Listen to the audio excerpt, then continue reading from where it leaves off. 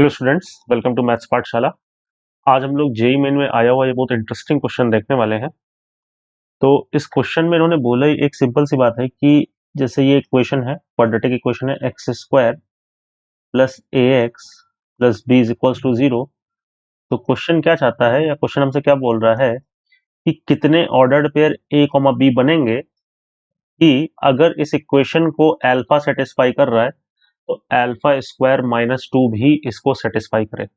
अब पहली बार में पढ़ के कई लोगों को इस क्वेश्चन में क्या लगता है कि क्वेश्चन बोल रहा है कि इसका एक रूट अल्फा है और दूसरा root alpha square minus two है। बट वो क्वेश्चन एक्चुअली ये नहीं कहना चाह रहा। अच्छा, अगर क्वेश्चन ये कह रहा होता तो हम सॉल्व भी कैसे करते? तो फिर हम भाई अगर ऐसा सोचते तो हम सम ऑफ रूट्स लिखते। तो सम ऑफ रूट्स आता माइनस ए और हम प्रोडक्ट ऑफ रूट्स लिखते alpha into alpha square minus to, वो भी आता। लेकिन फिर हम आगे करते क्या? तो एक्चुअल में क्वेश्चन ये कह भी नहीं रहा है। वो ये नहीं कह रहा है कि अल्फा और अल्फा स्क्वायर माइनस टू इसके रूट है। क्वेश्चन क्या कह रहा है कि अगर अल्फा इस इक्वेशन को सेटिस्फाई कर रहा है तो अल्फा स्क्वायर माइनस टू भी सेटिस्फाई करना चाहिए। जैसे फॉर एग्जांपल मान लो अल्फा की वैल्यू से टू है और टू इस इक्वेशन को सेटिस्फाई कर रहा है। तो अगर आप गौर करो तो अल्फा स्क्वायर माइनस टू, ये भी टू आएगा तो ये भी हमारी गिवन इक्वेशन को सेटिस्फाई करेगा क्योंकि वो सेम ही चीज आ गई। या फिर ऐसे देख लो कि अगर अल्फा सपोज कर लो माइनस वन है तो और माइनस वन इसका रूट है, तो देखो अल्फा स्क्वायर माइनस टू की वैल्यू भी कितनी आ रही है, तो वो भी माइनस वन आ रही है। बात समझे कि नहीं? तो ये ऐसा नहीं बोल रहे हैं ये कि अल्फा एक रूट है दूसरा root alpha square minus two है। ये ऐसा बोलना चाह रहे हैं कि अगर इस इक्वेशन को अल्फा सेटिस्फाई कर रहा है तो अल्फा स्क्वायर माइनस टू भी सेटिस्फाई करना चाहिए। ठीक है, तो पहली बात तो अगर हम रूट्स मान लें, अल्फा और बीटा इस इक्वेशन के रूट्स हैं। ठीक, तो अल्फा प्लस बीटा कितना होगा? तो अल्फा प्लस बीटा होगा minus A and alpha into beta, यानी कि प्रोडक्ट ऑफ रूट्स कितना होगा? बी।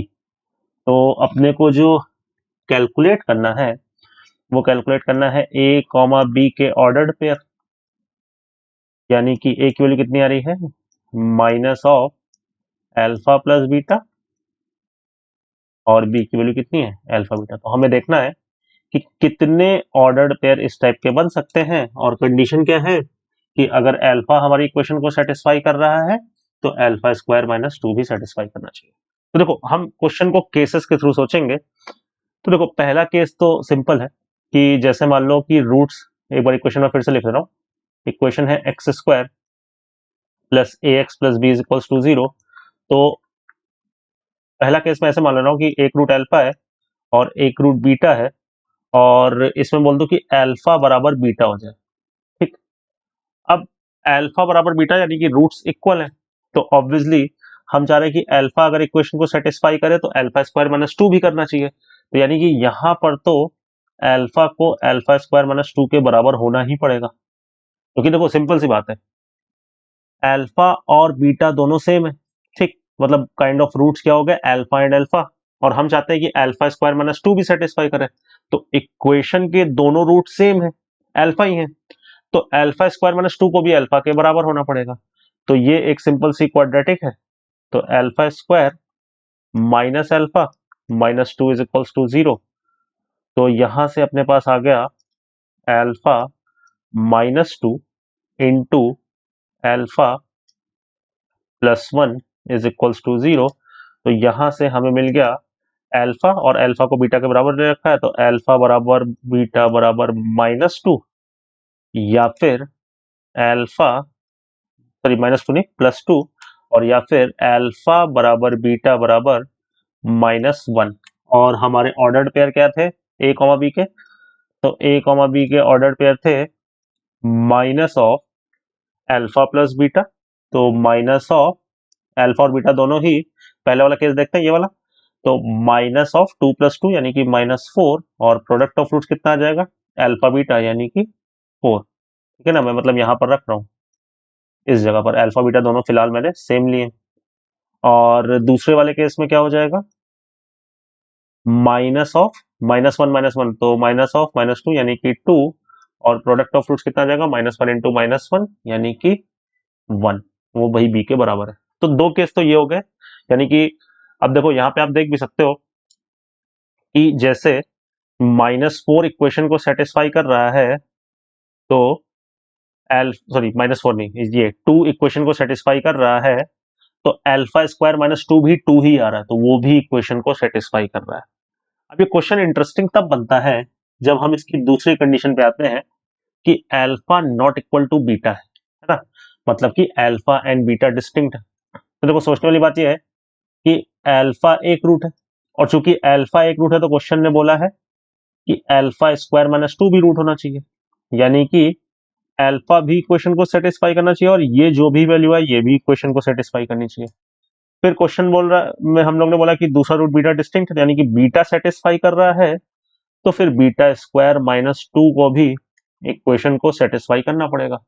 तो यही सिंपल सी बात यहाँ पर लिखी हुई है कि अल्फा अगर इक्वेशन का रूट है तो अल्फा स्क्वायर -2 भी हमारी इक्वेशन को सेटिस्फाई करना चाहिए, और सेम चीज हम बीटा के लिए बोलेंगे। तो बेसिकली हम क्या चाहते हैं कि हमारी इक्वेशन को कौन कौन सेटिस्फाई करे, अल्फा सेटिस्फाई करे, बीटा सेटिस्फाई करे, अल्फा स्क्वायर -2 भी सेटिस्फाई करे, और बीटा स्क्वायर -2 भी सेटिस्फाई करे। अब देखो सिंपल सी बात है, इक्वेशन क्वाड्रेटिक है, तो ऐसा तो है नहीं कि उसके 3 या 4 रूट्स हो जाएंगे। तो इसका मतलब बेटा ये हुआ कि अल्फा और बीटा में से ही किसी एक को जिम्मेदारी लेनी होगी कि वो अल्फा स्क्वायर -2 के बराबर हो जाए, और अल्फा और बीटा में से ही किसी एक को जिम्मेदारी लेनी होगी कि वो बीटा स्क्वायर -2 के बराबर हो जाए। तभी यहां पर हम पॉसिबल इस चीज को कर पाएंगे कि अगर अल्फा भी इक्वेशन को सेटिस्फाई कर रहा है तो अल्फा स्क्वायर -2 भी सेटिस्फाई करे। तो रफली यहां पर 4 केस बन सकते हैं। देखो पहला केस क्या बन सकता है, अल्फा बोल देगा कि मैं अल्फा स्क्वायर -2 की जिम्मेदारी लेता हूं, तो एक रूट अल्फा है एक रूट बीटा है, और अल्फा की वैल्यू अल्फा स्क्वायर -2 के बराबर हो जाए, एंड जो बीटा है उसकी वैल्यू बीटा स्क्वायर -2 के बराबर हो जाए। ठीक, एक केस ये हो सकता है कि भाई अल्फा बोलेगा कि मैं अल्फा स्क्वायर -2 की जिम्मेदारी उठा लूंगा, और बीटा बोलेगा कि मैं बीटा स्क्वायर -2 की जिम्मेदारी उठा लूंगा।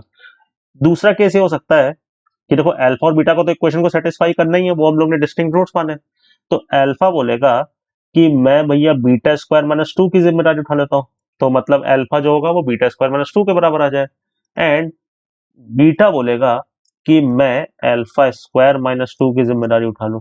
ठीक, ये दूसरा केस हो सकता है। अब देखो तीसरा केस क्या हो सकता है, तीसरा केस में अल्फा बोलेगा कि मैं दोनों की जिम्मेदारी उठा ले रहा हूं, अल्फा बोलेगा कि मैं अल्फा स्क्वायर -2 की भी जिम्मेदारी उठा ले रहा हूं, एंड बीटा स्क्वायर -2 की भी जिम्मेदारी मैं उठा ले रहा हूं। ठीक, तो अल्फा भी इक्वेशन को सेटिस्फाई करेगा, बीटा भी, अल्फा स्क्वायर -2 भी और बीटा स्क्वायर -2 भी, और दोनों की जिम्मेदारी अल्फा।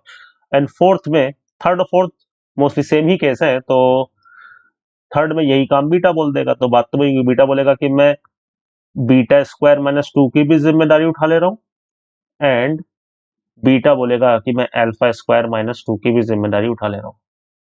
तो थर्ड और फोर्थ ये दोनों तो सेम ही केस हो गया, बस नाम बदल दिया, एक जगह अल्फा हो गया तो दूसरी जगह बीटा। तो मेनली जब alpha not equal to beta है और हम चाहते हैं कि alpha beta alpha square -2 beta square -2 ये सब इक्वेशन को सेटिस्फाई करें, तो अल्फा बीटा को काम बांटना पड़ेगा। एक बोलेगा कि मैं अल्फा स्क्वायर -2 की जिम्मेदारी उठा रहा हूँ, दूसरा बोलेगा कि मैं बीटा स्क्वायर -2 की जिम्मेदारी उठा रहा हूँ, और हमें याद रखना है कि इन सारे केसेस में अल्टीमेटली हमें alpha not equal to beta लेना है। तो अब इन तीनों केसेस में हम देखेंगे कि किस केस में हमें क्या क्या अल्फा बीटा की वैल्यू मिलेंगी, एंड हेंस हमें ए कॉमा बी के क्या क्या ऑर्डर्ड पेयर मिलेंगे। तो सबसे पहला केस क्या है कि अल्फा को मैंने अल्फा स्क्वायर -2 ले लिया और बीटा को बीटा स्क्वायर -2। तो यहां से सॉल्व करेंगे इस इक्वेशन को, हम लोग ऑलरेडी सॉल्व कर चुके हैं। तो अल्फा की वैल्यू आएगी 2 कॉमा -1, और बीटा की वैल्यू आएगी अगेन 2 कॉमा -1। क्वाड्रेटिक है, सॉल्व कर लोगे, ऑलरेडी सॉल्व भी की हुई है। तो देखो हमें अल्फा कॉमा बीटा ऐसे बनाने हैं, और पेयर अल्फा यहां से उठाना है, बीटा यहां से उठाना है, तो अल्फा कॉमा बीटा अलग अलग भी लेने हैं, तो अल्फा 2 ले लें, बीटा -1 ले लें, अल्फा 2 ले लें, बीटा -1 ले लें, या फिर अल्फा -1 ले लें और बीटा 2 ले लें, ठीक।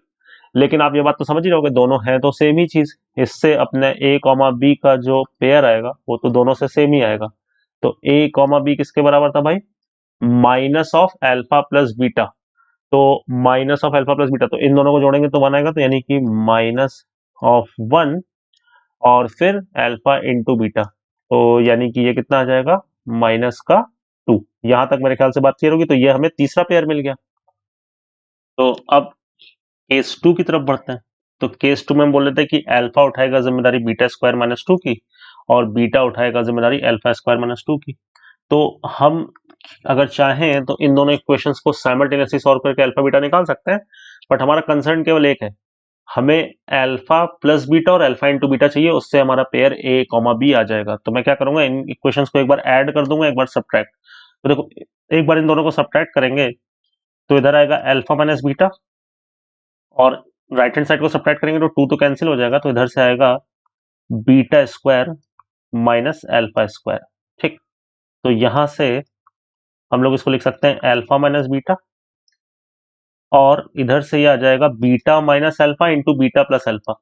तो बीटा माइनस अल्फा को मैं माइनस कॉमन लेके अल्फा माइनस बीटा लिख दूंगा, और ये आ जाएगा अल्फा प्लस बीटा, ठीक। अब चूंकि इस केस में alpha not equal to beta है, ये जितनी भी हम लोग कंडीशंस अभी देख रहे हैं 3 केस में, तो अल्फा माइनस बीटा 0 नहीं होगा, तो हम लोग इसको कैंसिल कर सकते हैं। तो यहां से अल्फा प्लस बीटा अपने को कितना मिल गया? अल्फा प्लस बीटा मिल गया -1। और एक बार अब क्या करो, इन दोनों इक्वेशंस को ऐड कर दो, तो उससे अल्फा प्लस बीटा, और इधर आ जाएगा alpha square plus beta square minus का 4। तो यहां से आ गया अपने पास अल्फा प्लस बीटा तो -1 है, इसको हम लोग क्वाड्रेटिक के नियमों से लिख सकते हैं अल्फा प्लस बीटा का होल स्क्वायर -2 अल्फा बीटा। बस कैलकुलेशन ध्यान से देखनी है अपने को, यहाँ पे माइनस का 4, तो ये हो गया माइनस का 1, ये -1 का स्क्वायर यानी कि 1 -2 alpha beta is equals to, sorry minus का 4, तो 2 अल्फा बीटा इधर ले आते हैं, तो 2 alpha beta is equals to आ जाएगा ये 1 + 1 2, 2 - 4 -2। तो अल्फा बीटा भी अपने पास आ गया -1 आई सपोज, ठीक। तो अपना ऑर्डर्ड पेयर ए कॉमा बी का हमें एक और मिल गया। ए कॉमा बी का क्या ऑर्डर्ड पेयर मिला? ए था minus of alpha plus beta यानी माइनस ऑफ -1 यानी कि 1, और बी था सीधे सीधे अल्फा बीटा, तो यानी एक ऑर्डर्ड पेयर और क्या मिला? 1 -1। अभी तक अपने कितने ऑर्डर्ड पेयर आ गए एक बार बोले तो? 4। अब फाइनली लास्ट केस कि अल्फा ही अल्फा स्क्वायर माइनस 2 की भी जिम्मेदारी ले, और अल्फा ही बीटा स्क्वायर माइनस 2 की भी जिम्मेदारी ले। तो यहां से अल्फा की वैल्यू आ जाएगी कितनी? बार बार वही आएगी, 2 और -1। तो जब मैं यहाँ पे अल्फा को 2 रखूंगा दूसरी वाली इक्वेशन में, तो मुझे मिलेगा 2 is equals to beta square -2। तो यहां से देखो मुझे बीटा की 2 वैल्यू मिलेंगी, एक मिलेगी बीटा स्क्वायर बराबर 4 आएगा, तो बीटा आएगा 2 या फिर -2। लेकिन देखो, जो हम लोग केस लेके चल रहे हैं अगेन, उसमें alpha not equal to beta है, ठीक। तो ये वाला केस हम लोग रिजेक्ट कर देंगे। तो इससे एक ऑर्डर्ड पेयर क्या मिला? अल्फा कॉमा बीटा का हमें मिला, अल्फा कॉमा बीटा का अल्फा 2 ले लें, और बीटा कितना ले लें? -2, ठीक। और अगर मैं अल्फा को इसमें alpha is equal to beta square -2 में अल्फा को -1 रखता हूं, तो यहां पे अपने को मिलेगा -1 और बीटा स्क्वायर -2। तो यहां से मुझे अगेन बीटा की 2 वैल्यू मिलेंगी, बीटा की एक वैल्यू मिलेगी -1 और एक वैल्यू मिलेगी 1। -1 अगेन रिजेक्ट हो जाएगी क्योंकि अल्फा -1 है, तो बीटा -1 नहीं हो सकता। तो यहां से एक हमें अल्फा कॉमा बीटा का एक और पेयर मिला, वो क्या था? अल्फा -1 हो जाए और बीटा 1 हो जाए। तो देखो, अगर 2 सेटिस्फाई कर रहा है इक्वेशन को, तो 2 का स्क्वायर -2 भी सेटिस्फाई कर रहा है। तो अब फाइनली अगर हम लोग ए कॉमा बी के ऑर्डर्ड पेयर लिखें तो क्या क्या आ जाएंगे? तो इस वाले से आ जाएंगे, ए था minus of alpha plus beta, तो सम ऑफ रूट्स तो 0 है, तो 0, इंटू अल्फा मतलब बी था अल्फा इंटू बीटा, तो यानी कि 0,-4, तो ये 5वां हो गया। और इस वाले केस से देखें -1,1 से, तो अगेन अल्फा प्लस बीटा 0 है, तो ए तो 0 हो जाएगा, और प्रोडक्ट ऑफ रूट्स -1 है तो -1। तो हम लोग ने सारे केसेस कवर कर लिए। तो अपने को अगर आप गौर करो शुरुआत से, तो टोटल 6 ए कॉमा बी के ऑर्डर्ड पेयर मिले हैं। कौन कौन से मिले हैं आप एक बार पीछे पलट के देख लो। तो मैं एक बार फिर से लिख दे रहा हूं, तो ए कॉमा बी के हमें कौन कौन से ऑर्डर्ड पेयर मिले हैं। एक मिला है -4,4, जो शुरुआत में मिला था जब अल्फा बराबर बीटा लिया था, और 2,1। फिर उसके बाद हमें एक मिला -1, -2। फिर इससे जस्ट पीछे वाले केस में अपने को मिला था 1, आई थिंक -1 था, हाँ 1, -1। और फिर दो हमें यहाँ पे मिले 0, -4 और 0, -1। मैंने जानबूझ के इस क्वेश्चन में ज्यादा टाइम लिया है जिससे आपको सारी चीजें क्लियर हो, क्योंकि ये क्वेश्चन समझने में बच्चों को दिक्कत आती है। तो अगर आपका कोई भी अभी भी इसमें डाउट रह गया हो, या कोई चीज आपको अच्छे से ना क्लियर हुई हो, तो मैं दो चीजें सजेस्ट करूंगा। पहली तो कि आप एक बार वीडियो को फिर से देखो, लेकिन तब भी नहीं समझ में आ रही है तो आप नीचे कमेंट सेक्शन में जरूर लिखो। चलिए, तो ऐसे ही और इंटरेस्टिंग क्वेश्चन हम लोग देखते रहेंगे। Thank you very much.